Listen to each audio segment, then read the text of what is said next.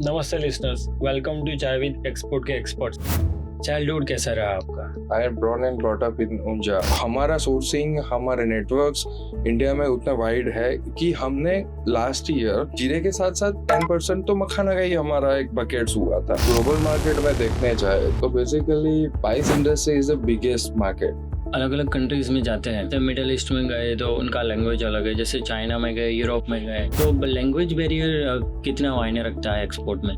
Different countries have different rituals है, language भी अलग अलग है। एज ए एक्सपोर्टर अगर मैं देखने जाऊँ तो वहाँ पे अपने को अपॉर्चुनिटी भी है कि नया लैंग्वेज अपने को सीखने भी मिलेगा। Indian exporter on an average $500 spend करता है डॉक्यूमेंटेशन पे for shipment. It's challenging job. सुबह कोई मालूम नहीं होता है कि शाम को क्या होने वाला है। सिप्जी सॉफ्टवेयर यूज कर रहे हो, काफी सारी टेक्नोलॉजी आप ऑलरेडी यूज करते हो। जो एक्सपोर्टर्स एक्सिस्टिंग है, जो 1 स्टार 2 स्टार 3 स्टार है और अभी भी वो एक्सेल में काम कर रहे हैं, और उनके लिए आप क्या कहना चाहोगे?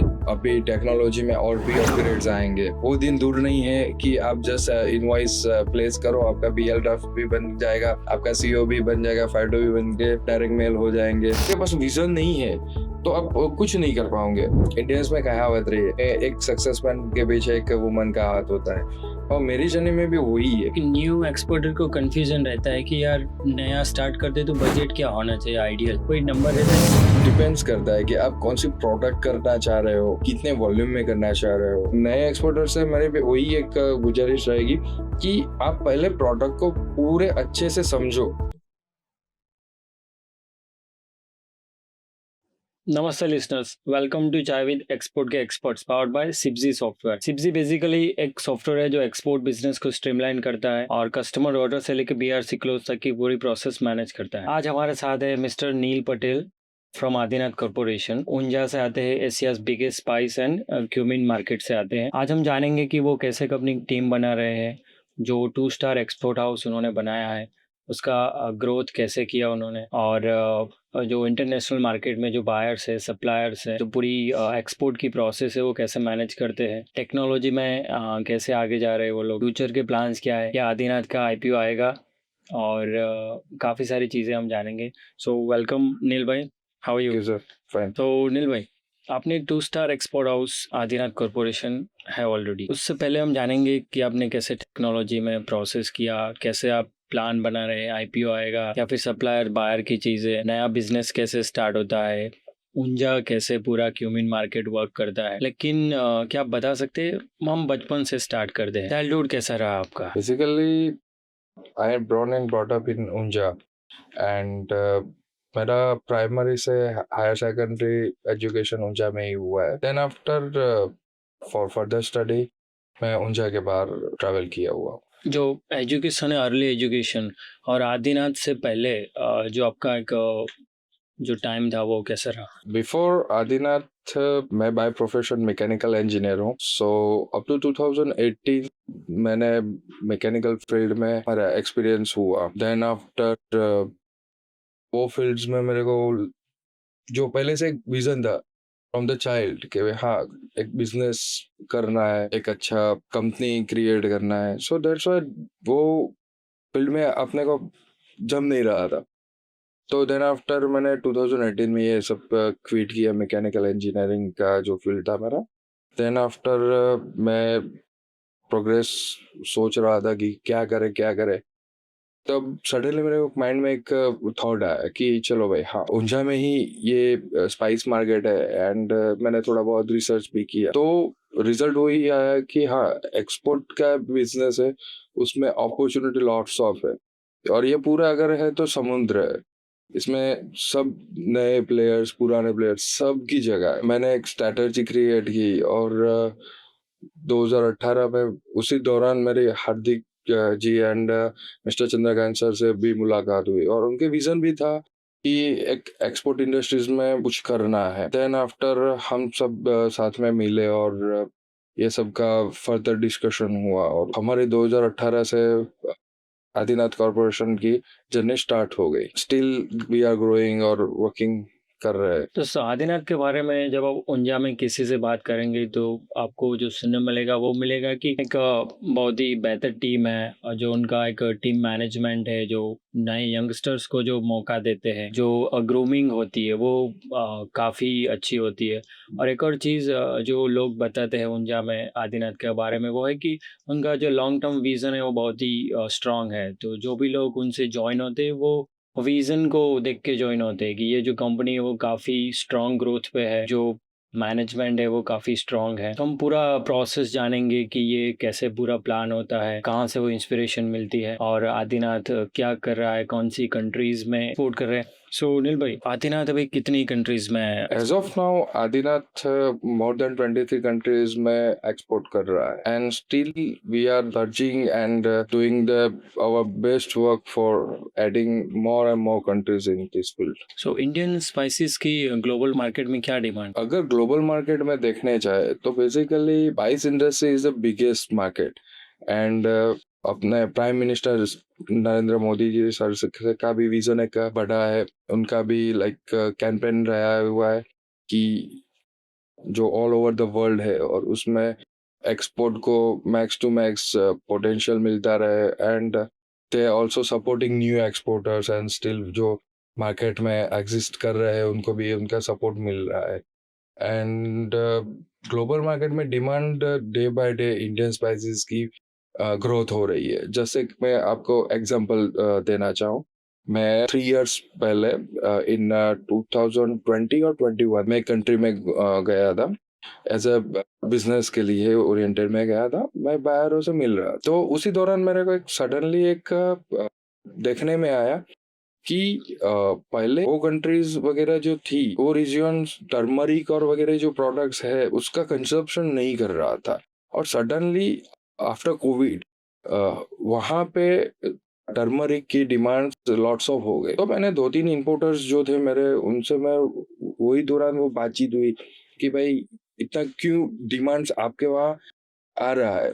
सो उसी दौरान मेरे को जानने को मिला कि जब ये आयुर्वेदा की वजह से उन्होंने उनके जो डॉक्टर्स है उन्होंने प्रिस्क्राइब कर रहे थे कि आप डेली वार्म वाटर में टर्मरिक पाउडर है या टर्मरिक को कंज्यूम करना स्टार्ट करो।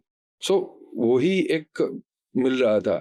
सो इट्स जस्ट एग्जाम्पल कि हाँ, जो पहले डिमांड्स अपनी नहीं आ रही थी, बट जो ग्लोबली जो पोजीशन बन रही है तो उस हिसाब से ग्लोबली इंडियन स्पाइसेस की demand day by day increase हो रही है। आई थिंक सिमिलरली ये जो मखना में हुआ है कि जो सडनली जो राइज आया न्यूट्रिशन को लेकर और सारी चीज़ें, Yes. तो आई थिंक वो सिमिलर स्टोरी है। जैसे आप ऊंजा से बिलोंग करते हो, जुमीन के लिए ऊंजा फेमस है, तो जो नए जो अभी एक्सपोर्टर्स आ रहे हैं जो मार्केट में, तो उनके लिए क्या आप बता सकते हो कि बेसिकली सारे जो इंटरनेशनल बायर है उनको पता है कि क्यूमिन लेना है तो ऊंजा से लेना है, तो जो नए लोग आ रहे हैं उनके लिए क्या पॉसिबिलिटीज है उसमें? अगर अपॉर्चुनिटीज देखने जाए तो इट्स पहले जो मैं बोला कि ये पूरा समुद्र है, इसमें नए की भी जगह है, जो एग्जिस्टिंग है वो भी काम कर रहा है, day by day consumption market में बढ़ रहा है। सो दैट्स वाई अगर नए प्लेयर्स एड ऑन हो रहे हैं वहां पे अपॉर्चुनिटीज भी बढ़ रही है। जस्ट आपने जो दूसरा एग्जांपल भी कि as of now Adinath Corporation जाना जाता है मार्केट में क्यूमिन के लिए, बट स्टिल लास्ट ईयर हमने हमारे बकेट लिस्ट में मखाना भी ऐड कर दिए। So basically makhana is from Bihar, but हमारा सोर्सिंग, हमारे नेटवर्क्स इंडिया में उतना वाइड है कि हमने लास्ट ईयर जीरे के साथ साथ हमारा जो 10% जो भी था एक्सपोर्ट, उसमें 10% तो मखाना का ही हमारा एक बकेट्स हुआ था। सो जो आपका वो क्वेश्चन था उसके बेसिस पे एवरी प्लेयर हैव अपॉर्चुनिटीज ये मार्केट में। नहीं, ये तो बेटर है। और ये जो फॉरेन बायर्स है उनका बेसिकली एक्सपोर्टर से क्या एक्सपेक्टेशन रहता है क्वालिटी को लेके, या फिर ओवरऑल क्या उनको डिमांड रहती है? ये वर्ड को मैं आपको सिंपली बताना चाहूंगा कि buyer always have similar mindset, अगर वो इंडिया का है, यूएस का है, दुबई का है और चाइना का है, they need competitive price and good quality. So competitive price और गुड क्वालिटी के बेस पे ही आप compete कर सकते हो मार्केट में, या फिर बायर को अट्रैक्ट कर सकते हो। Those two things, competitive price and quality, वो मेन चीज है। जो आपको बायर ऑनबोर्ड करने में ईज़ी रहेगा। देन आफ्टर वो डिपेंड्स करेगा कि आपके साथ कैसा लॉन्ग टर्म जुड़ रहा है, कि आपकी सर्विस कैसी है, आपका कस्टमर के साथ लाइक रिलेशन आप कैसे मेंटेन कर रहे हो। तो वो एक आपका लॉन्ग टर्म ग्रोथ के लिए वो आपको सेकेंडरी हेल्प करेगा। परफेक्ट। और ये अपना इंडिया के जो एक्सपोर्टर्स है वो कौन सी चीज़ों में स्ट्रांग है ओवरऑल, अगर मार्केट देखे एक्सपोर्ट का और अदर कंट्रीज की कंपेयर करें, तो अपने जो इंडियन एक्सपोर्टर्स है, और आप तो इवन मैन्युफैक्चरर भी हो तो आपको Yes. डिटेल में पता होगा कि इंडियन जो एक्सपोर्टर है वो कहाँ पे स्ट्रांग है। बेसिकली इंडियन एक्सपोर्टर्स, अगर मैं एज ए एक्सपोर्टर्स की नहीं और community as a Indian community की बात करें, तो basically Indian community work potential Indian person का बहुत अच्छा रहा है now are days, and also they are all committed for their work, their hires के साथ जो कॉन्ट्रैक्ट्स हुए हैं वो स्टिक टू वो कमिटमेंट्स पर रहते हैं। मार्केट कुछ भी प्लस माइनस हुआ या कुछ भी नेचर क्लाइमेटीज आई, that's are secondary things, but sustainability लाने के लिए इंडियन एक्सपोर्टर्स ये कोशिश कर रहे हैं। And now are day India में टेक का भी अच्छे अच्छे ऑप्शंस आ रहे हैं, डे बाय डे गवर्नमेंट्स भी पोर्टल्स सॉफ्टवेयर भी अपग्रेड कर रही है, सो वहाँ पे उनको भी एक इजी मूविंग अपॉर्चुनिटीज हो रही है। आपने ये जो कॉम्पिटिटिव प्राइस की बात की, तो क्या उसमें टेक्नोलॉजी हेल्प करती है? आप क्या सोचते हो, टेक्नोलॉजी से ही क्या प्राइसिंग में कुछ डिफरेंस आता है? डेफिनेटली एक लाइक वेपन भी बोल सके कोई भी, जैसे एक्सपोर्टर है तो एक्सपोर्टर इज वॉरियर, तो उसका भी एक वेपन अभी रिसेंटली हुआ है कि वो टैग है। टैग से बेसिस पे लाइक मैं बात करूँ सिप्जी का, तो वो डेली डॉक्यूमेंटेशंस है, जो शिपमेंट फॉलोअप्स के, देन आफ्टर जो आफ्टर पोस्ट शिपमेंट्स जो प्रोसीजर्स है वो उसको टाइम कंज्यूमिंग करने के लिए भी हेल्पफुल हो रहा है। एंड जो प्री शिपमेंट प्रोसीजर है उसमें भी एक मिनिमाइज, और आपको डेली उसका रिमाइंडर्स की वजह से वो टाइम कंज्यूम हो रहा है। टाइम कंज्यूम हो रहा है तो डेफिनेटली आप कॉस्ट कटिंग है, प्रोक्योरमेंट की जो आपकी प्रोसीजर है उसमें आप फोकस कर सकोगे। तो बेसिकली उस हिसाब से आपके जो मटेरियल जो फाइन फिनिश प्रोडक्ट बनाने में जो कॉस्ट अपनी आ रही है उसको मिनिमाइज करके आप अपने प्रॉफिटेबिलिटी और कॉम्पिटिटिव प्राइस में आप मैक्स टू मैक्स का पोटेंशियल डाल सकोगे। मार्केटिंग से लेके प्रोक्योरमेंट, डॉक्यूमेंटेशन, लॉजिस्टिक, हर एक स्टेप में आपको कॉस्ट कटिंग करनी है। यस, और मैं एक स्टडी कर रहा था, वर्ल्ड बैंक की एक स्टडी थी जिसमें ओवरऑल लिखा था कि Indian exporter on an average $500 spend करता है डॉक्यूमेंटेशन पे पर शिपमेंट। जैसे 500 डॉक्यूमेंटेशन का हो गया, फिर लॉजिस्टिक का हो गया। मान लो आपका मार्केटिंग स्ट्रांग नहीं है, आप काफ़ी पैसे मार्केटिंग में स्पेंड कर रहे हो, तो फिर आपको हर एक स्टेप में कॉस्ट कटिंग करनी पड़ती है। उसके हिसाब से अगर देखें तो आपको फिर मार्केट रिसर्च करना पड़ेगा कि कौन सी country as per the my pricing better रहेगा। तो आप मार्केट रिसर्च कैसे करते हो? और जो कंट्री बाय कंट्री आप अगर जाते हो, तो आपका क्या स्ट्रेटजी रहता है रिसर्च में? अगर मार्केटिंग ओरिएंटेड अपना रिसर्च की बात करें तो as of now Indian government lots of pace में इंडियन एक्सपोर्टर को सब्सिडाइज और वगैरह कर रही है, तो जैसे उनको लाइक चीपेस्ट रेट में और सब्सिडाइज रेट से एक्सपोर्टर्स को नया मार्केट ग्रो करने के लिए उनको अपॉर्चुनिटीज मिल रही है। और अगर नए मार्केटिंग और रिसर्च के बारे में बात करें तो डेफिनेटली रिसर्च जरूरी है। कोई भी प्रोडक्ट अगर बेचने जाओ तो जो आपका कोर स्ट्रेंथ है, जो प्रोडक्ट में आप आपका एक्सपोर्ट करना चाह रहे हो, पहले आपको अच्छे से एक प्रोडक्ट नॉलेज होना चाहिए। अगर आपको प्रोडक्ट नॉलेज नहीं होगा तो आप टारगेट सेगमेंट को बीट नहीं कर पाओगे। देन आफ्टर आपको सर्च आउट करना पड़ेगा कि आप वहाँ कहाँ कौन सी कंट्री में सबसे ज्यादा आपकी प्रोडक्ट्स की डिमांड है, कहाँ आपको टारगेट ऑडियंस मिलेगी, कहाँ पे आपको बायर मिलेंगे, वो आपको सेकेंडरी एक फाउंड करना पड़ेगा। एंड आफ्टर वहाँ पे कौन से डॉक्यूमेंटेशन चल रहे हैं, कौन सी सेगमेंट पे क्या डिलीवरी टर्म्स है, वो सब आप बेसिकली थर्ड पोर्शन है, वो आपको एक फाइंड आउट करना पड़ेगा। देन आफ्टर आपका कंप्लीट नॉलेज हो जाएगा, यानी आपका रिसर्च बुक रेडी हो जाएगा फॉर योर प्रोडक्ट और and for your buyer segment. Then after you go to that country and आप आपके बायर से मिलो और मैक्स टू मैक्स कम्युनिकेशन करो, then try to convert your fire into your bucket list. अलग अलग countries में जाते हैं, जैसे मिडिल ईस्ट में गए तो उनका लैंग्वेज अलग है, जैसे चाइना में गए, यूरोप में गए, तो लैंग्वेज बैरियर कितना मायने रखता है एक्सपोर्ट में? Definitely, export में आज different countries have different spirituals है, उनके लैंग्वेज भी अलग अलग है, बट एज ए एक्सपोर्टर अगर मैं देखने जाऊँ तो वहाँ पे अपने को अपॉर्चुनिटी भी है कि नया लैंग्वेज अपने को सीखने भी मिलेगा। और आज अगर टेक्नोलॉजी है तो लैंग्वेज बैरियर, मेरे लिए अगर मैं पर्सनली मेरी बात करूँ तो लैंग्वेज बैरियर टेक्नोलॉजी के ज़माने में वो एक बैरियर रहा ही नहीं है, बिकॉज अभी तो अच्छे अच्छे एप्स अपने को मिल रहे हैं कि कोई भी आप आपकी इवन तो टिपिकल आपने गुजराती में भी अगर कुछ बोले तो वो चाइनीज में भी कन्वर्ट हो जाता है, अगर चाइनीज बोले तो अपने गुजराती में भी कन्वर्ट हो जाता है। सो उसी वजह से कम्युनिकेशन जो हो रहा है वो एक स्मूथ हो रहा है, जो पहले की अगर ऐसे जब इतना ग्रो नहीं हो रहा था तो 4-5 साल पहले की अगर मैं बात करने जाऊं तो उस टाइम अपने को एक मिडल मैन रखना पड़ता था जो बेसिकली ट्रांसलेट का काम करे। तो ये सब रिप्लेस हो रहा है because of technology, because of ये डे बाय डे अपग्रेड हो रहा है वर्ल्ड, तो उस हिसाब से वो एक इजी कम्युनिकेट हो रहा है। आई थिंक ये जो एग्जिस्टिंग एक्सपोर्टर है या फिर जो नए आ रहे हैं उनको देखना चाहिए कि हर एक प्रॉब्लम को पहले टेक फर्स्ट से देखना चाहिए कि क्या ये टेक्नोलॉजी सॉर्ट कर सकती है, अगर नहीं कर सकती तो ये आगे जाके कोई और सॉल्यूशन देखे। मतलब जो भी प्रॉब्लम है टेक फर्स्ट, ये डॉक्यूमेंटेशन आ गया, कंप्लायंस आ गया, फिर मार्केटिंग हो गया, तो टेक्नोलॉजी से कितना हो सकता है? डेफिनेटली टेक्नोलॉजी तो जैसे मैंने अभी बोला कि टेक्नोलॉजी हेल्प आउट करती है अपने को कि जो मिनिमाइज कर रही है।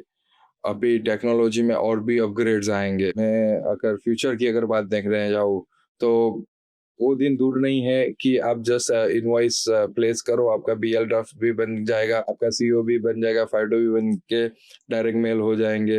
वो माइट बी वो एक फ्यूचर आएगा। करेक्ट। अगर जैसे ये वर्ल्ड ग्रो हो रहा है, technology day by day increase हो रही है, तो डायरेक्टली वो गवर्नमेंट्स में अपलोड हो जाएंगे, तो ऐसे माइट सॉफ्टवेयर आ सकते हैं। आई थिंक ये जो आपका थिंकिंग है टेक्नोलॉजी वाला, और इसीलिए मैं जब आपकी ऑफिस विजिट करता हूँ तो यंगस्टर जो वर्क करते हैं वो एज एन ऑनरशिप करते हैं कि ये मेरा काम है, मेरे को मजा आ रहा है, मुझे करना है। क्योंकि एज एन लीडर आप टेक्नोलॉजी फर्स्ट हो, आप कुछ नया ट्राई करते हो, और ऑब्वियसली अब जब 10 चीज़ें ट्राई करते हो तो 8 फेल होती है, लेकिन जो आपके नीचे की जो टीम है उनको दिखता है कि भाई कुछ ना कुछ नया हो रहा है, ग्रोथ हो रहा है। तो हम अगर टीम की बात करें तो टीम बिल्डिंग में मैंने तो ऑब्वियसली देखा हुआ है कि आपकी जो एग्जिस्टिंग टीम है वो हैप्पीली वर्क करती है, सब अपना टास्क पूरे फोकस से करते हैं। आपका हायरिंग कैसा रहता है? आप अगर हायर करते हो तो कैसे लोगों को हायर करते हो? एजुकेशन देखते हो आप, या फिर किसी ने अगर क्लासेस किया हुआ है,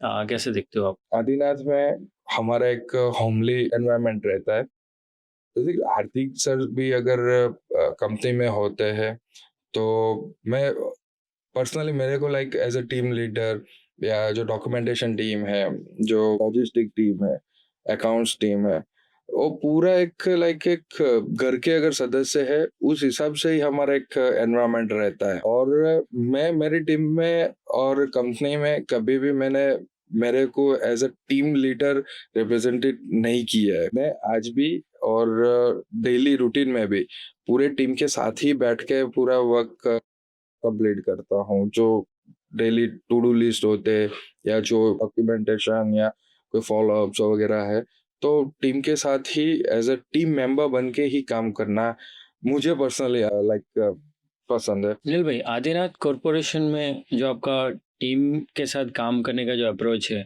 वो क्या है? और जो हायरिंग करते हो आप, तो एजुकेशन और क्या देखते हो? बेसिकली आदिनाथ में जो हमारी टीम वर्किंग है तो हमारा साथ में ही as a not a team leader या कोई कंपनी में ये हमारा वो सिस्टम नहीं है। हम इकट्ठा एक ही घर है, एक ही मेंबर्स है, उस हिसाब से हमारे वर्किंग सिस्टम्स रहती है। इवन जो हमारे प्रमोटर है मिस्टर हार्दिक सर, उनका भी हमारे साथ एज अ फैमिली मेंबर्स ही है। उनके भी कम्युनिकेशन हमारे जब टीम मीटिंग्स भी होती है तो एज अ फैमिली मेंबर्स, जैसे घर में अगर कोई बात कर रहा है, कोई टॉपिक डिस्कस कर रहे हैं, उस हिसाब से ही हमारे एक सिस्टम्स है।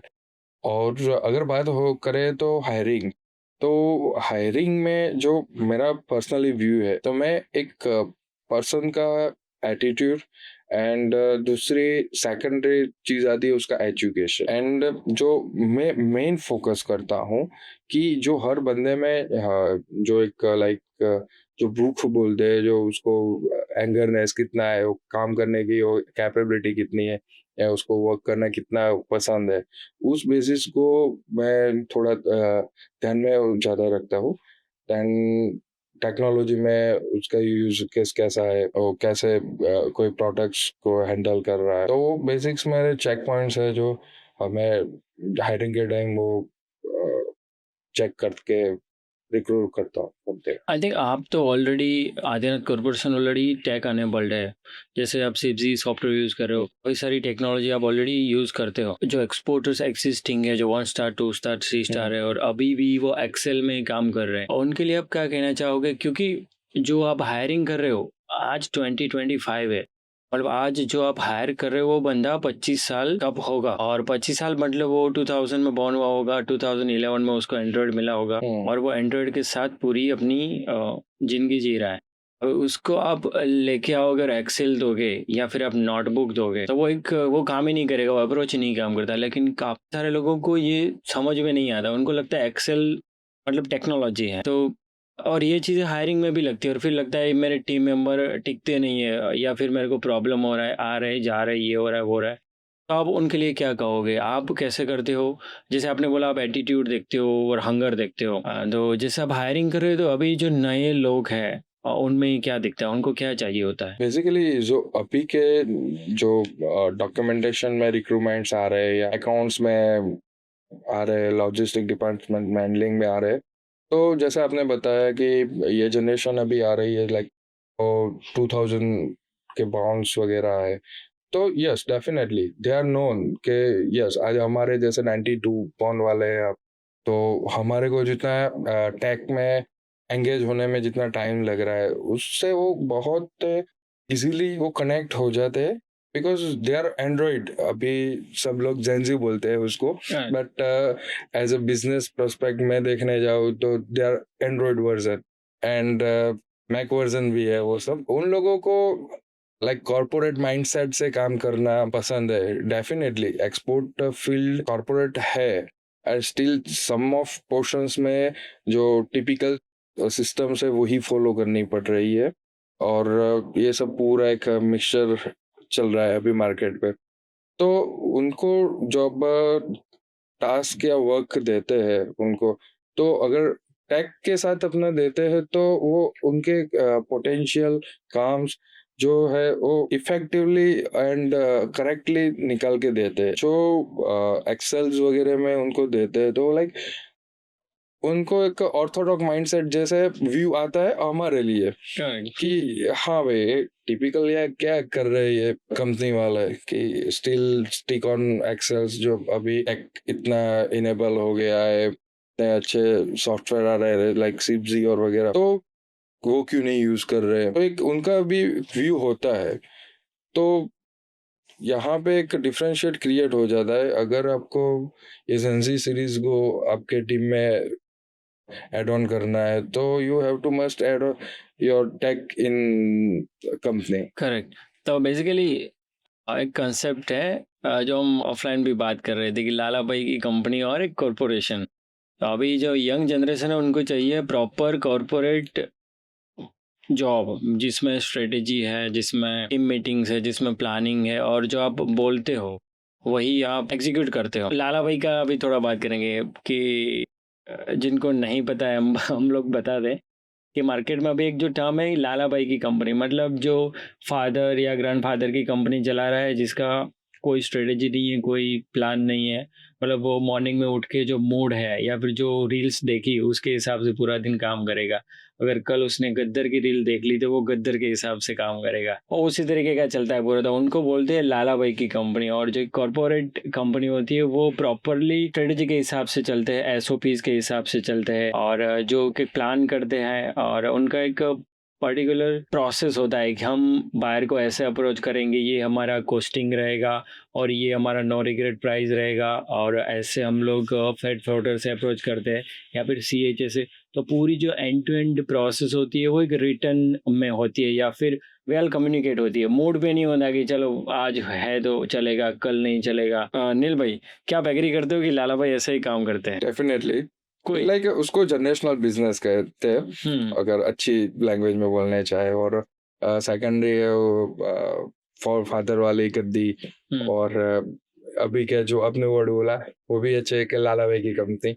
एंड वो उनका वर्किंग सिस्टम वही होता है। एंड अगर आज मार्केट में एज ए एक्सपोर्टर या इम्पोर्टर भी सस्टेन करना है, कोई भी बिजनेस हो, इट्स नॉट ओनली एक्सपोर्ट की बात करें, अगर उसको सस्टेन करना है, आपको ग्रो करना है, तो you have to think different कि जो जनरेशनल बिजनेस है उससे अलग अपने को सोचना है कि हाँ भाई आज मैं ये इतने साल में फादर ने ये कर दिया, तो मैं उसके बहुत कम टाइम में या उसको वेल ऑर्गेनाइज फील्ड में उसमें आप बात कर सकोगे। SOPs है, आपके वर्किंग के जो स्टेप्स है, वे ऑफ कम्युनिकेशन हो गया, वो सब में आपको एड ऑन करना पड़ेगा, टेक इनेबल होना पड़ेगा।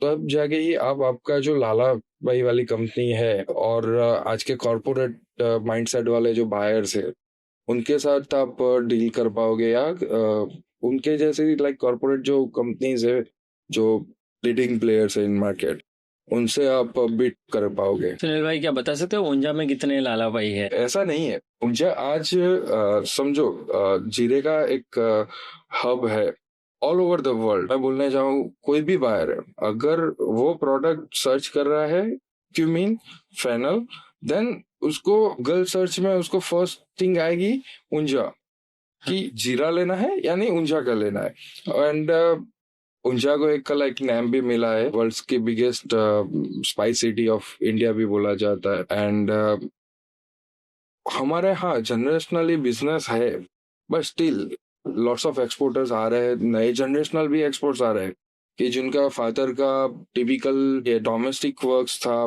सम of players have like APMC में हमारा बोला जाए कि वो जो कच्चे के व्यापारी हमें बोलते हैं कि जो फार्मर से पैक करते हैं एंड एक्सपोर्टर या डोमेस्टिक जो मैन्युफैक्चरर्स है उनको वो मटेरियल सेल आउट करते हैं। उनके भी नए जनरेशन ये एक्सपोर्ट है फील्ड्स में एड ऑन हो रहे हैं। तो यस, ऊंजा पहले टिपिकल सिस्टम से ही वर्क ऑन कर रहा था, but day by day increase हो रहा है, ग्लोबली अपग्रेड हो रहा है। एंड आज ऊंजा को एक वेल नोन नाम प्राप्त हुआ है। एक लाइक छोटी सी बात है, अगर आप NCDX में देखने जाओगे तो जीरा बाद में आता है, ऊंजा पहले आता है। ऊंजा की लेगेसी हो गई कि हाँ भाई जीरा यानी ऊंजा, तो एक नाम जुड़ गया है। मैं बता दूं, लाला भाई की बात निकली है तो जो जनरेशनल बिजनेसेस होते हैं उनकी एक अलग स्ट्रगल होती है। हम लोग मजाक करते हैं कि लाला भैया ये सब, लेकिन जो एक फादर और सन की जो एक स्ट्रगल होती है टेक्नोलॉजी की और नॉन टेक की, तो वो एक अलग ही है। तो वो एक अलग पूरा एक टॉपिक है। तो नील भाई, आप जो टीम मीटिंग्स करते हो और जो आपका एक प्रोसेस रहता है, आप कैसे वीकली मीटिंग्स करते हो, मंथली मीटिंग्स करते हो, सेल्स की मीटिंग अलग रहती है, परचेज की अलग रहती है, कैसे करते हो आप? तो बेसिकली हमारे कंपनी में मॉर्निंग में एक जनरल मीटिंग होती है जो बेसिकली मैं और हमारे लॉजिस्टिक डिपार्टमेंट हो गया, डॉक्यूमेंटेशन, अकाउंट डिपार्टमेंट एंड हमारे पार्टनर्स ये जल्पेश भाई, वो बेसिकली पूरा प्रोडक्शन एंड प्रोक्योरमेंट देखते हैं। तो हमारी एक ग्रुप मीटिंग हो जाती है जब मॉर्निंग सेशन में हम वही एक डिस्कस कर लेते हैं कि भाई हाँ आज के दिन में कौन कौन से बेसिक एंड इम्पोर्टेंट टास्क है कि जो we have to finish by today. आज कोई एक्सपोर्ट्स का ऑर्डर है तो procurement team and manufacturing team से फीडबैक्स भी होने चाहिए कि भी आज हाँ उसको अपग्रेड देना है कि आज आपका ये लास्ट ये वीक में आपका शिपमेंट निकलने वाला है, ये VSL में जाने वाला है। सो बेसिकली जब ये एक पूरा टीम कम्युनिकेशन होता है, देन आफ्टर एक पूरी एक आप जो चैनल अगर बोल रहे हो तो वहां पे आपको फाइनलाइज होती है कि हाँ दरेक को उसका टास्क मिल जाता है कि उसको क्या कौन कौन सा करना है, कौन से PO पे आप आज वर्कआउट करोगे, कौन सा शिपमेंट हो गया, उसका डॉक्यूमेंटेशन का क्या स्टेटस आ रहा है। सो बेसिकली ये सब डिस्कस होने के बाद सब हमारे काम पे लग जाते हैं। Then after secondly next day वही एक रिपीटेशन हो जाता है कि भाई क्या पेंडिंग हो गया, क्या नया एड ऑन करना है, क्या नया अपग्रेड में है।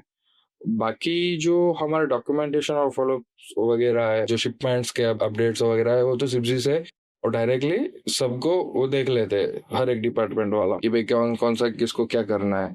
बाकी टीम मीटिंग में हमारी वही एक कोशिश रहती है कि भाई मैक्स टू मैक्स कितना और इफेक्टिवली और विदाउट एरर। तो मेरा पर्सनली व्यू रहता है कि बाहर से कंप्लेन नहीं आनी चाहिए, कि बाहर अपने को बोलना नहीं चाहिए कि भाई ये क्या हुआ, ये क्या हुआ। उससे पहले अपना उनके पास कमेंट पहुंच जाना कि आपका ये स्टेज पे आ गया है। करेक्ट। तो वहां से हमारे डिफरेंशिएट भी हमारे को मिलता है एज ऑफ आदिनाथ कॉर्पोरेशन को, कि भाई हाँ, दूसरी कंपनियों की डिफरेंस में उनका अप्रोच एंड जो अपडेट सिस्टम है वो फास्ट है in comparative to other exporters. Correct था। और आजकल के बाहर कन्वीनियंस देखते हैं ना, कि मैंने एक ऑर्डर दिया एक्स कंपनी को, दूसरा वाई को दिया। एक्स ने मुझे प्राइस थोड़ा ज़्यादा दिया, लेकिन कन्वीनियंस है, मेरे को कोई प्रॉब्लम नहीं है, कोई मेंटल हेडेक नहीं है। अपडेट्स आ रहे हैं, फिर कम्युनिकेशन उनका बेटर है, पूरा जो प्लानिंग है वो बेटर है, सब कुछ अप टू डेट रहता है। और जो वाई कंपनी है रेट डाउन देती है, लेकिन फिर वो ब्लैंक रहता है कि क्या होगा, क्या होने वाला है, कुछ पता नहीं रहता है। तो आई थिंक ये टेक्नोलॉजी और ये टीम मीटिंग्स में जब आप टोन सेट करते हो पूरा वीकली, जैसे स्टैंडर्ड ऑपरेटिंग प्रोसीजर हो गई कि हम लोग ऐसे ऑपरेट करते हैं, हर एक मीटिंग में कुछ इंप्रूवमेंट करते हो या कैसे करते हो। जैसे 2 महीने पहले की जो आपकी पूरी प्रोसेस थी, या फिर आप जैसे ऑपरेट कर रहे थे, फिर आप नेक्स्ट स्टेप में या फिर 1 महीने के बाद, 2 महीने के बाद कुछ इम्प्रूवमेंट का ट्राई करते हो, या क्या प्लान रहता है? यस डेफिनेटली, ये सब वेरी करता है कि जो एसओपीज है, एसओपी को फॉलो करना इट्स मस्ट बी।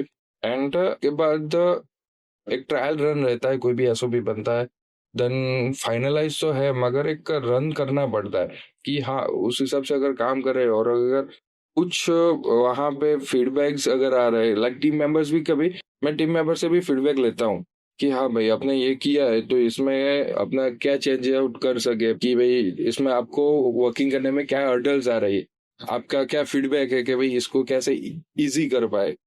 जैसे हमारे मुकुंद भाई एंड दीप भाई ने आपको बहुत परेशान कर दिया ये डॉक्यूमेंटेशन की जो पूरा सेटअप करने में, तो उस वजह से वो थोड़ा एक स्ट्रेटेजिकली चेंज करना पड़ता है। और जैसे मार्केट के मूव्स होते हैं उस हिसाब से थोड़ा फ्लेक्सिबल तो होना ही पड़ता है ये सब फील्ड में, because it's a challenging job. Exporter की लाइफ अगर बोलने जाए तो इट्स अ चैलेंज है। सुबह कोई मालूम नहीं होता है कि शाम को क्या होने वाला है। करेक्ट। और आपने जो 8 साल में ग्रोथ किया है, आई थिंक 8 साल में 2 स्टार कंपनी बनाना, और विदाउट टेक ये पॉसिबल नहीं है, विदाउट स्टैंडर्ड ऑपरेटिंग प्रोसीजर ये पॉसिबल नहीं है। फिर आप जो एक लॉन्ग टर्म गोल सेट करते हो, फिर उसको छोटी छोटी स्प्रिंट्स में डिवाइड करके जो हर एक वीक में या हर एक मंथ में उसको अचीव करते हो, आई थिंक उससे विदाउट पर्टिकुलर एसओपी ये इम्पॉसिबल है। आप जब स्केल कर रहे थे 2018 में आपने स्टार्ट किया, और ईयर ऑन ईयर आप स्केल कर रहे थे, तो उस टाइम पे एसओपीज और ये जो प्रोसेसेस थी वो आपने कैसे हैंडल करी, और क्या क्या प्रॉब्लम्स आए उस टाइम? सो बेसिकली अगर ये आदिनाथ की 2 स्टार की जर्नी में मैं बोलने जाऊंगा तो उससे पहले एक चीज बोलना चाहता हूँ कि वो ये सब मेरे अकेले से पॉसिबल नहीं हुआ है। Mister Hardik and mister Chandrakant के लॉन्ग विजन एंड हमारा मिस्टर जल्पेश एंड मेरा वर्क एफिशिएंसी एंड पोटेंशियल्स हमारा रहा है इसमें, और उनका मिस्टर हार्दिक एंड चंद्रकांत जी का ट्रस्ट हमारे पे उतना था। और उनका जो ऑलवेज बोलते हैं कि भाई करो, कुछ भी होगा देख लेंगे, और आप कोशिश करो, ये करो। एंड सबसे ज्यादा मैं क्रेडिट अगर 2 स्टार पहुंचने में देना चाहता हूँ तो हमारे टीम मेंबर्स का, क्योंकि उन्होंने नहीं रात देखा है नहीं दिन देखा है। कुछ भी अगर प्रॉब्लम आ रहा है, कुछ भी हो रहा है, तो लाइक रात के 1 बजे हो या सुबह के 4 बजे हो, प्रॉब्लम रिजोल्व हो जाता है।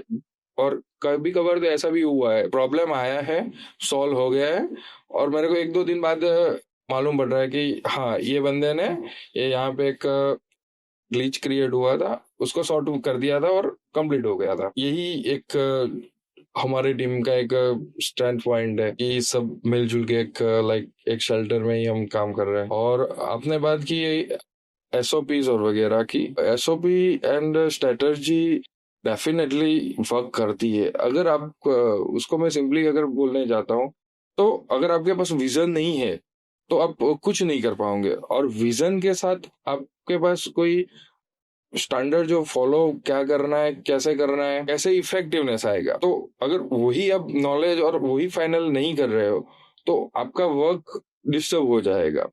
कि जैसे आपने अली एक एग्जांपल दिया कि X company to Y company वाला, कैसे वो डिफरेंशिएट करता है, वही डिफरेंशिएट वाई कंपनी अगर आपको अच्छे से फॉलो वगैरह बायर्स को देने हैं या किसी से भी अगर लेने भी है तो वो आपको लाना है, तो you have to stick to your SOPs and strategies. और आपने जैसे बताया कि मैंने अकेले ने नहीं किया, जो मेरा एक्सपीरियंस है सब लोग यही बोलते हैं कि हमने सबने साथ में किया है। तो ये थिंकिंग कहाँ से आती है? क्योंकि ये एक डीएनए होता है जो कॉर्पोरेट लेवल में बोलते हैं, एक कंपनी का डीएनए है कि सब लोग बोलेंगे कि हमने सबने किया है। जैसे मैंने आपसे पूछा था, आपने बोला मैंने अकेले ने नहीं किया। मैं अगर दीप भाई से पूछता हूँ या हार्दिक भाई से पूछता हूँ तो बोलते हैं कि मैंने भी अकेले ने नहीं किया, हमने सबने किया है।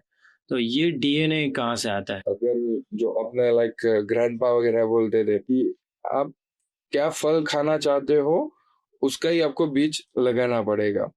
सो हमने फ्रॉम द फर्स्ट डे तो हमने यही कोशिश की कि फ्रेंडली एनवायरनमेंट बनाए। मैं अगर फ्रेंडली तो नहीं बोलूंगा, होमली एनवायरनमेंट अगर बोलना चाहूंगा तो that's a perfect word for our company. और हमारे जब भी डेली टू डेली कम्युनिकेशन होता है कंपनी में, मी वाला, आई मी मैं वाला वर्ड नहीं होता है, वी, कि हमने किया है, हम कर रहे हैं।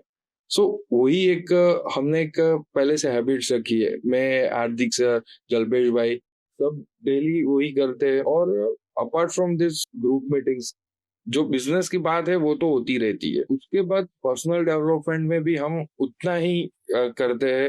अगर कोई बंदा अगर नया रिक्रूट हुआ है, जैसे फॉर एग्जांपल लग रहा है कि भाई हाँ उसका थोड़ा एटीट्यूड ये है, तो मैं पर्सनली, हाँ मैं हूँ, हार्दिक सर है, जल्पेश, पर्सनली उसको मेंटर कर देंगे भाई अपना कंपनी का विजन ऐसा है, कंपनी का थॉट प्रोसेस हमारा ऐसा है, तो आप उस हिसाब से सोचो। तो ये अगर आप हमारे साथ जुड़े हो तो आज हमारे साथ जुड़े हो उस वजह से नहीं, बट अगर आप रियल लाइफ में भी आगे जाओगे, कोई और कंपनी में ग्रो करके जाओगे, तो आपको दूसरे जो पर्सन काम कर रहे हैं उससे एक अलग डिफरेंशिएट करने में भी आपको इजी रहेगा कि हाँ भाई ये बंदे में कुछ अलग हो रहा है, कि अलग उसका काम करने की सिस्टम्स है, उसके एथिक्स अलग है, वो एक आपको अलग करेंगे। तो उस वजह से हम एज ए पर्सनल ट्रेनिंग भी अच्छी कंपनी में देते हैं। आई थिंक ये जो ग्रेट लीडर्स है उनका यही क्वालिटी होती है कि वो अपनी टीम को मेंटर करते हैं। ये नहीं देखते कि अगर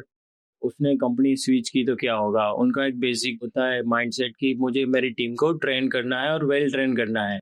अगर 10 में से 8 रहते हैं या फिर स्विच करते हैं तो भी मेरा नेट पॉजिटिव ही रहेगा, क्योंकि मेरा ट्रेंड बनता है तो मेरी कंपनी की इमेज बनेगी। तो बात हो गई टीम की, बात करते हैं चैलेंजेस की, क्योंकि एक्सपोर्ट बिजनेस है, ऑब्वियसली पैसा ही पैसा है सब लोग बोलते हैं, लेकिन हम बात करेंगे चैलेंजेस की। तो एक्सपोर्ट जर्नी में कभी कोई टफ टाइम आया या फिर कोई ऐसी सिचुएशन है जब आपको लगा कि यार ये तो बहुत ही टफ है, ये कभी सोचा नहीं था?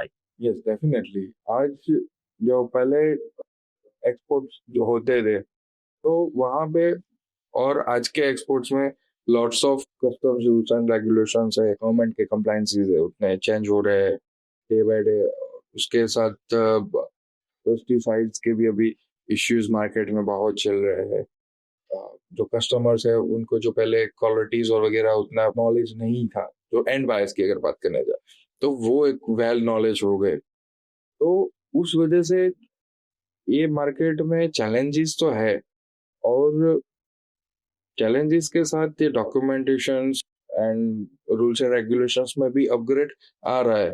तो हाँ कभी कभी लगता है जब सर्टेन लेवल से चेंज हो जाता है तो वही लगता है कि यार यार कैसे करेंगे, कैसे सस्टेनेबिलिटी लाएंगे। उस टाइम पे एक थोड़ा टफ रहता है कि भाई हाँ करना पड़ेगा, बाद में काम ले एक मोटिव अंदर से लाके भाई हाँ कर लेंगे, चलो ठीक है करके करना पड़ता है थोड़ा बहुत। जैसे हम सॉफ्टवेयर में बोलते हैं कि कोड फट गया, मतलब कि क्रैश हो गया सॉफ्टवेयर।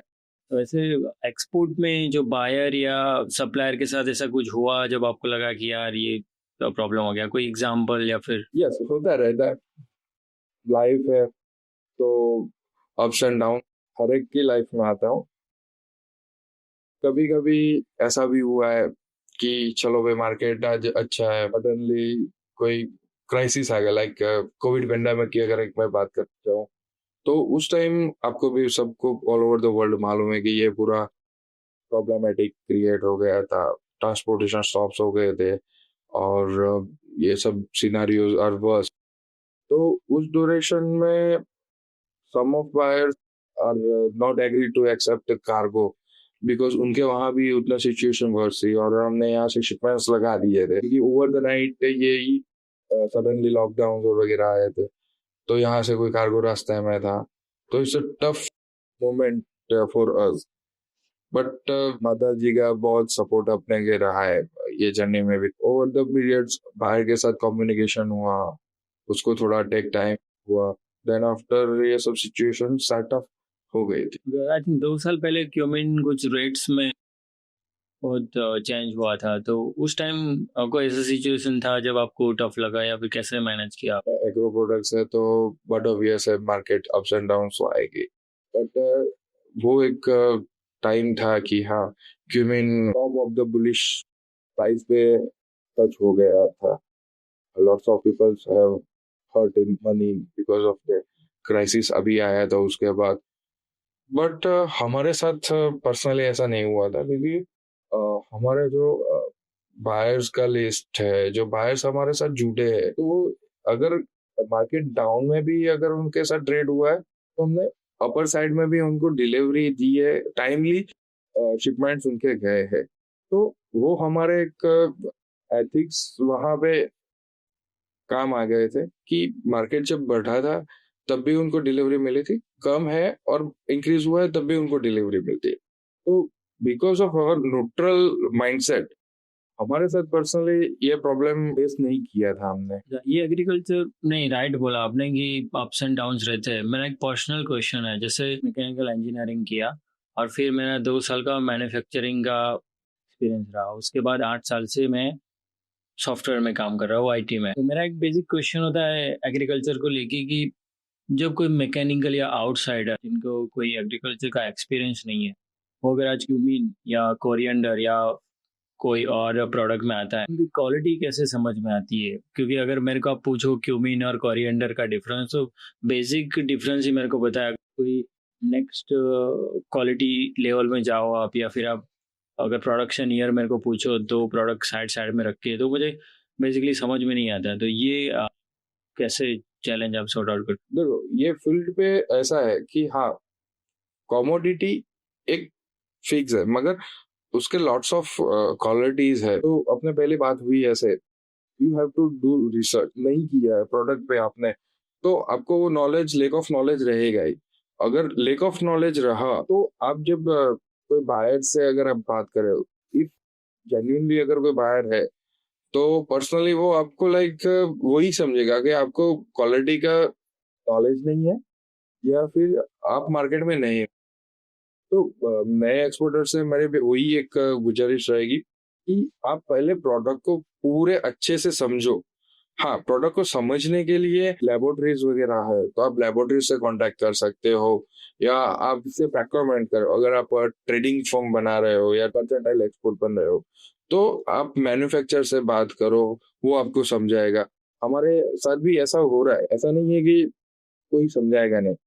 हाँ, तो अब अगर आप कोई भी मैन्युफैक्चरर के पास जाओगे, जो मैन्युफैक्चरर है वो बेसिकली मटेरियल सेल करने को ही बैठा है, तो वो आपको समझाएगा कि भाई ये प्रोडक्ट में ऐसे ऐसे ऐसे कैटेगरीज आती है, इसमें ये पैरामीटर्स आते हैं, बेसिकली स्पेसिफिकेशंस अपने बोलते हैं। तो उस हिसाब से आपको लर्निंग आपकी मिलेगी, आप उसको यूज करो, देन आपकी जर्नी को आगे बढ़। क्योंकि ये एक्सपोर्ट है तो काफ़ी सारा इंटरनेशनल ट्रैवलिंग रहता है, तो आपका एक फेवरेट डेस्टिनेशन क्या है और क्या लर्निंग्स मिलते हैं आपको, और कितने घूमे हो आप? एक्सपोर्टर्स की लाइफ ट्रैवलर की जैसे भी है, एंड वहाँ ट्रैवलिंग के साथ एक रिस्पॉन्सिबिलिटी भी आती है, बिकॉज आप इतना खर्चा करके नई कंट्रीज में जा रहे हो, या आप नए बायर से मिल रहे हो, सो और रहेंगे ही।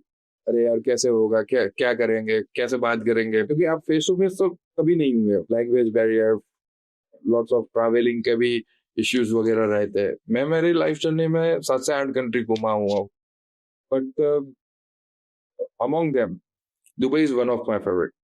देखो, मेरे को पर्सनली दुबई में वही लगता है, दुबई में जब अपने लैंड होते हैं, दुबई में आते हैं, तो एक अलग एक वाइब अपने को मिलती है कि हाँ, दुबई में है भाई, अपना विजन है, जो कर रहे हैं उसमें टॉप ऑफ द बेस्ट कर सकेंगे। बिकॉज आज दुबई एक ग्लोबल पोजीशन पे है, लॉट्स ऑफ कंट्री के माइग्रेट हो रहे हैं, ऐसे भी प्लेयर्स है, जो ऐसे भी एक कंपनी है जो यूएस में होके भी दुबई में उनकी ऑफिस एस्टेब्लिश कर रही है।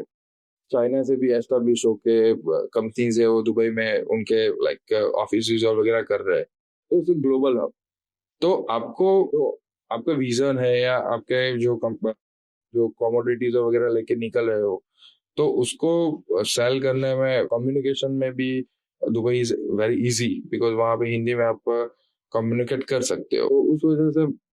और ये सब ग्लोबली कनेक्टिविटी आ रही है वहाँ पे, उस वजह से मेरे को पर्सनली मेरे ग्रो के लिए दुबई वेरी फेवरेट हो। सो हबीबी, वेलकम टू दुबई।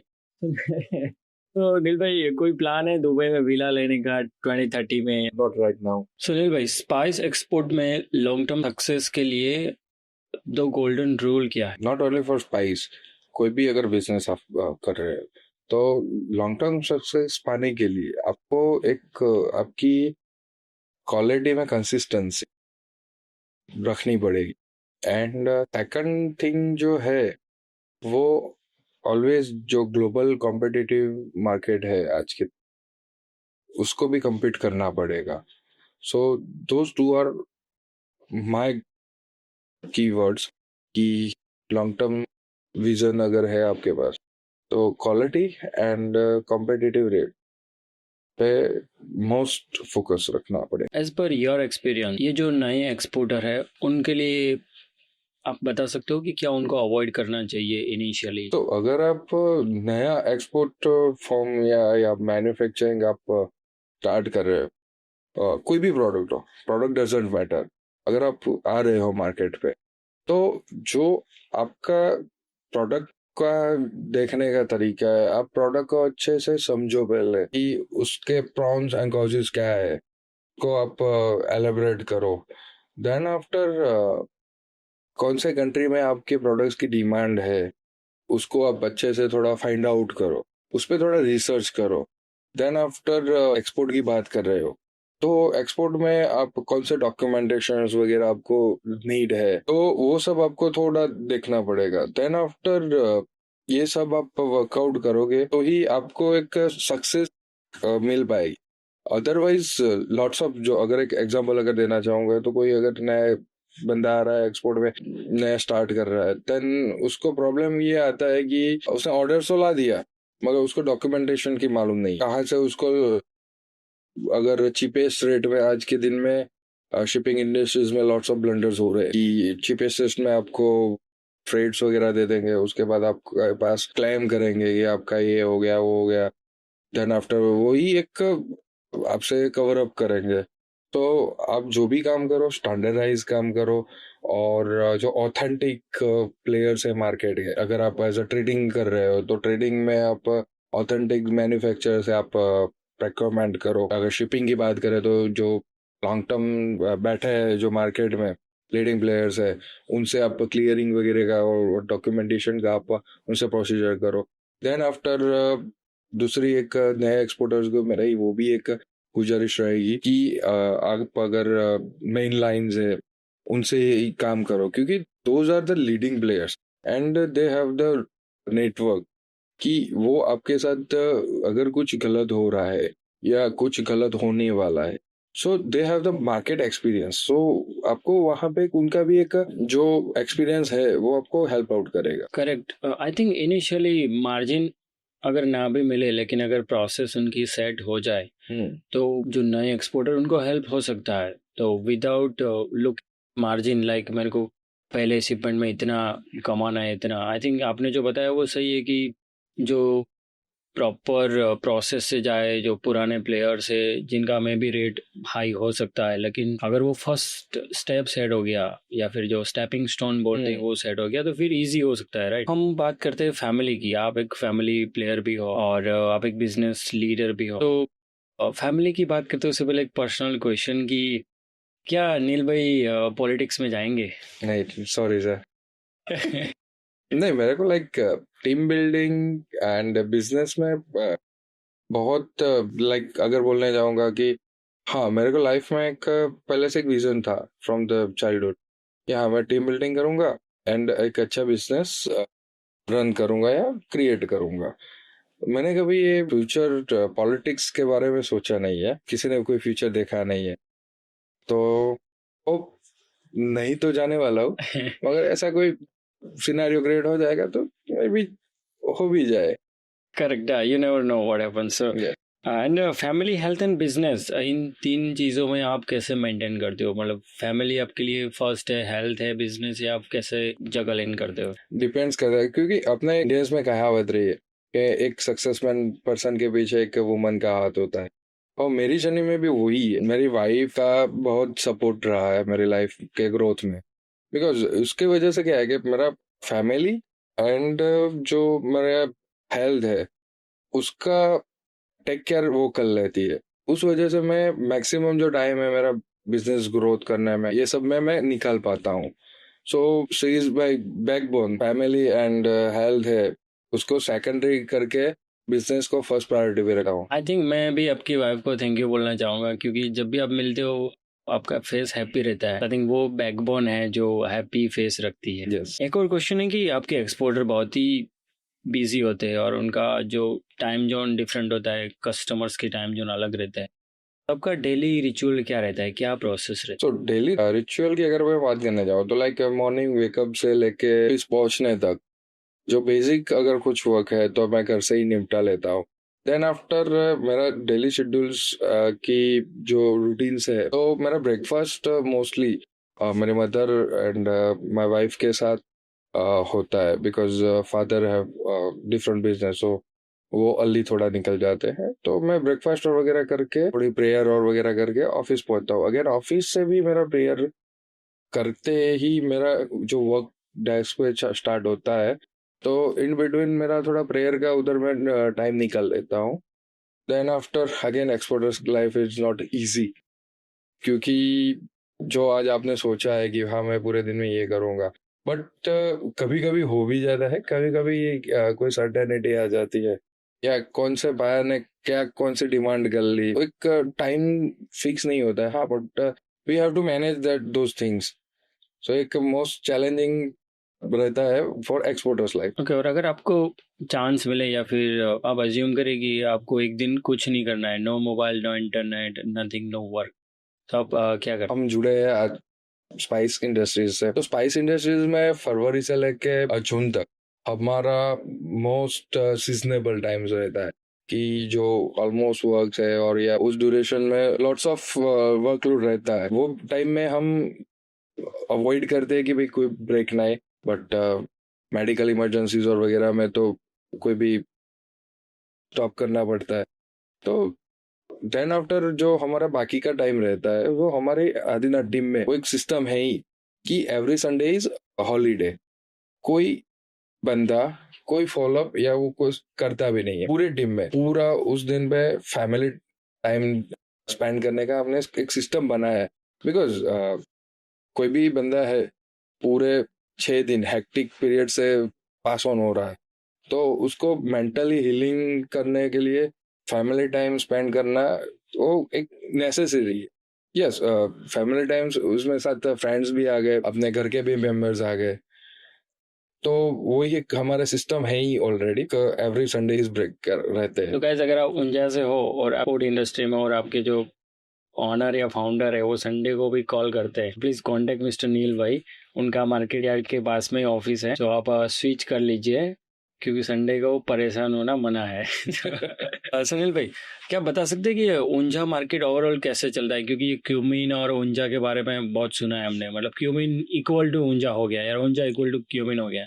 और अगर हम अहमदाबाद से पालमपुर हाईवे चलते हैं तो स्मेल आती है, फ्रेग्रेंस आती है कि ये ऊंजा आ गया नाइट को भी। तो ऊंजा का पूरा मार्केट कैसे चलता है? ऊंचा के मार्केट के बारे में बोले तो एशिया का बिगेस्ट एपीएमसी मार्केट है। Unjha is now known as cumin.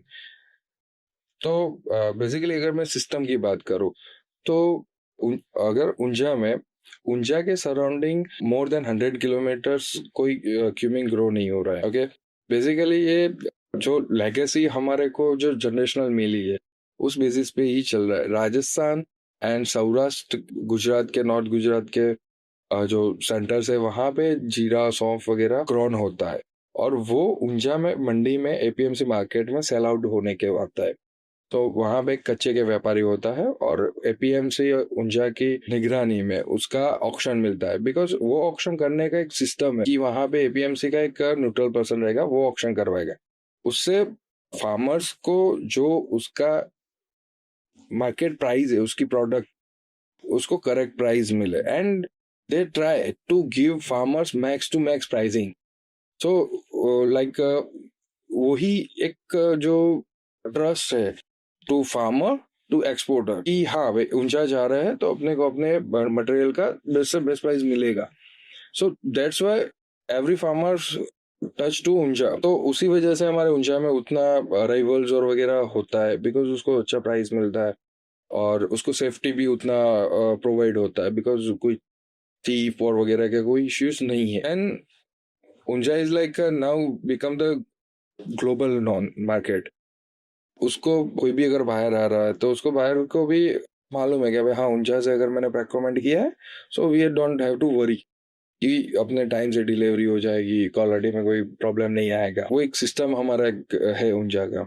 ऊंजा और क्यूमिन मतलब सिमिलर वर्ड्स हो गए। कोई नया प्लेयर है या फिर जो नया एक्सपोर्टर है यंग, और उसको क्यूमिन एक्सपोर्ट करना है और उनको लगता है कि ये ऊंजा और क्यूमिन को कैसे क्रैक कर पाएंगे, तो क्या स्ट्रेटेजी, मतलब अगर आप आउटसाइडर होते और आपको आज क्यूमिन एक्सपोर्ट करना होता तो क्या करते आप? ओके, फॉर मी देखो मैं भी पहले जैसे बोला कि मैं मैकेनिकल फील्ड में था and I don't have the any experience of the import export business. Study और वगैरह की वजह से मैं भी कभी लाइक हाँ ऊंचा मार्केट में जाते थे मगर अपने को भी जीरे का कोई नॉलेज नहीं था।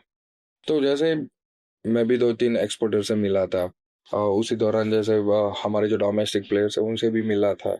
तो वैसे वैसे करके नॉलेज मिलता रहा। अगर कोई बंदा जैसे ये फील्ड में आना चाह रहा है स्पाइस इंडस्ट्रीज में, if we talk about the cumin, तो वो अर्ली मैंने थोड़ा आपको बताया कि वो जो मैन्युफैक्चरर्स है उनके पास जाए, उनसे थोड़ा क्वालिटी का समझे, प्राइसिंग कैसे वो करते हैं वो समझे, देन आफ्टर उसके कॉस्टिंग्स वगैरह आप समझो।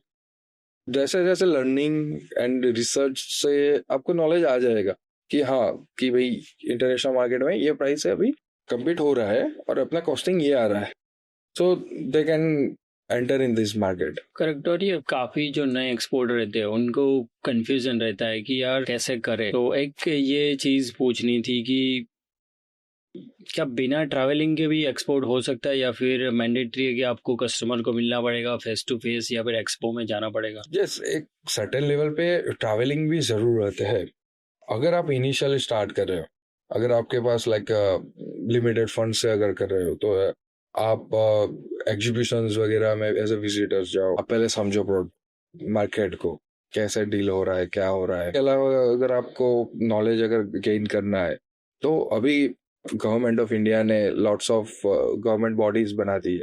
अगर जीरा और वगैरह की बात करें स्पाइसेस में तो स्पाइस बोर्ड ऑफ इंडिया है। तो वो लोग भी आपको हेल्प आउट करते हैं कि अगर आप नए एक्सपोर्टर एज ए रजिस्टर हो रहे हो और एक्सपोर्ट में आप लीड करना चाह रहे हो तो आपको वो भी हेल्प आउट करेंगे। सो वहाँ पे ट्रैवलिंग नेसेसरी होता है एंड लॉट्स ऑफ मीटिंग भी अगर आपको करनी पड़ेगी, नए बायर से आप मिलते रहो। देन आफ्टर जैसे जैसे आप मार्केट में ग्रो करोगे, जैसे आपने day to day shipment start कर ली ओवर द ईयर्स, आपके पास लाइक आपने प्रॉफिट जनरेट किया, सो वैसे वैसे स्टेप टू स्टेप करते जाओ, आपको सक्सेस मिलेगा ही। मैं तो सिंपली बोलता हूँ एफर्ट्स लगाओगे तो सक्सेस आएगी। और एक न्यू एक्सपोर्टर को कंफ्यूजन रहता है कि यार नया स्टार्ट करते तो बजट क्या होना चाहिए आइडियल, तो क्या कोई नंबर रहता है या फिर डिपेंड्स करता है कि आप कौन सी प्रोडक्ट करना चाह रहे हो, कितने वॉल्यूम में करना चाह रहे हो, आप लाइक क्या विजन है। तो because every business need money.